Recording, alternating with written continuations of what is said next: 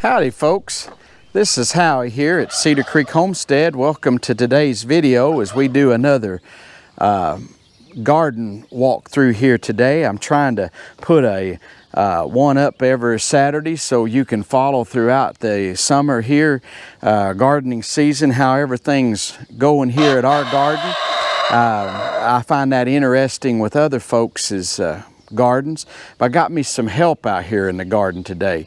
And my rooster Charlie, he's out here and I think he wants to be on film. So we're going to see what he has to say about the subject. Charlie?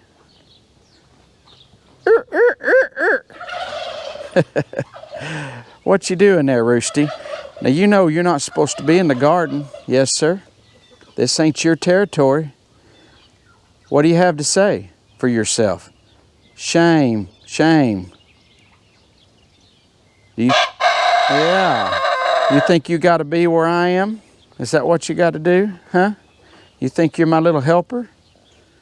Alrighty. Now, if you go to messing with my plants out here, you know what's going to happen to you. As much as I like you, I'm going to make dumplings out of it. Anyhow, I got Charlie out of here. For now, he ain't really hurting anything. There's not much he can hurt, but I still don't like him in the garden if I can help it. I may have to clip his wings to keep him from flying in here. He only comes out here when I'm out here. But that's our cucumbers there, and some of the later planted ones there are coming along. And you may not be able to tell much difference, but I can tell some difference every day. And this warmer weather, we're starting to get in the low 80s. During the day and 50s at night, and my squash and some of that has just taken off. And a few of my turnip plants here, they're not making bulbs, but that little turnips have really shot up, and the squash here is doing well, and it even looks like that it's fixing to blossom. And I tell you, I'd like to have some good fried squash, yellow or zucchini. That Josie, she can sure cook up the squash. There's I planted the other day these jade green beans, and some of you shared with me that that's kind of a old-time heirloom variety. I wanted to plant another row, and all they had at the feed store was where I buy my seeds, all they had left was this jade brand, and I had never heard of it. That's probably why they had it left, but they only had a package of them.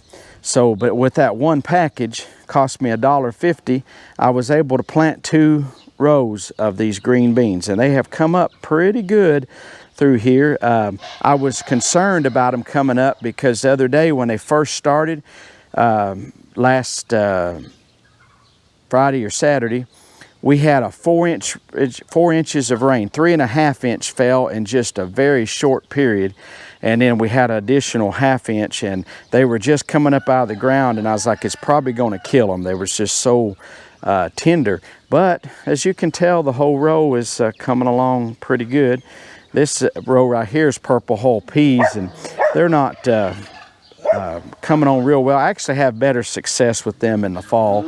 So this fall we'll plant some more, but that'll be enough, that row there, that will make us a few meals of black-eyed peas. And this is, oh, I forgot the variety. I think it's Blue Lake green beans here. I have forgotten now, but anyway, they're coming along. I planted them quite a bit earlier. And my okra, it's coming along. Okra tends to like warmer weather, and the warmer it gets, the taller it'll be. But I definitely don't have any okra to pick yet. Here's our tomatoes, peppers. Everything's coming along really well. Here is the ones I planted in a coffee can. This is my experiment this year, but look how pretty those are, and they're blooming, and they are really coming on. And it won't be long, the way my tomatoes usually do, the tomatoes will be clear up to the top of these cages. They've got a ways to go. One thing you got to do is walk through them at least once a week. And usually I'll do it every day, but you got to keep the vines pulled in so that they'll stay up in your cages if you're using cages. But anyway, they have grown quite a bit in just a week's time here. But that rain the other day, I was afraid was gonna really hurt us, but it didn't. And